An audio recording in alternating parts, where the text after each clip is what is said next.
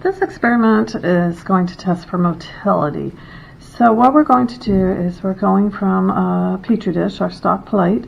We are going to inoculate what is known as a semi-soft agar. It's not a slant, and you can see it's level. And what I'm going to use to inoculate is the inoculating needle, not the loop.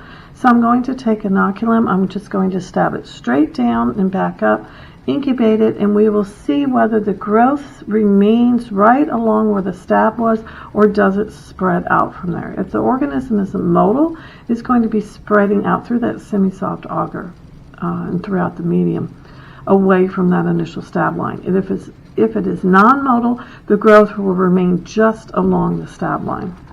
So we're going to flame this needle just like we would flame your loop.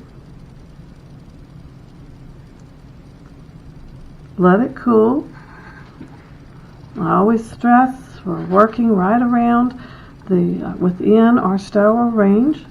Once the needle has cooled, we're going to pick up our sample. We are working with Serratia marcescens today.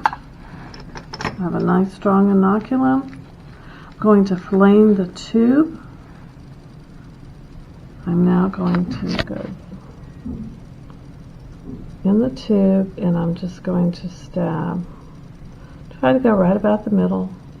Down, up, flame your loop, flame the tube, and that's it. Incubate it for 24 hours, and we'll come back and look and see what it looks like. This is a semi-soft that we inoculated to look for motility. We used Serratia marcescens, and this was incubated at room temperature. At the very surface interface, you can see a little bit of the pink color that is classic for Serratia at room temperature. If you notice along the stab line, we use a needle to stab just straight down and out. With the semi-soft, we use that for testing for the motility. If the organism is motile, such as Serratia marcescens, you do see growth expanding away from where that original stab line was. It is not just a thin line.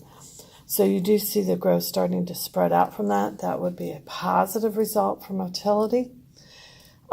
If you were to leave it growing longer, it may continue to spread out from that original stab line.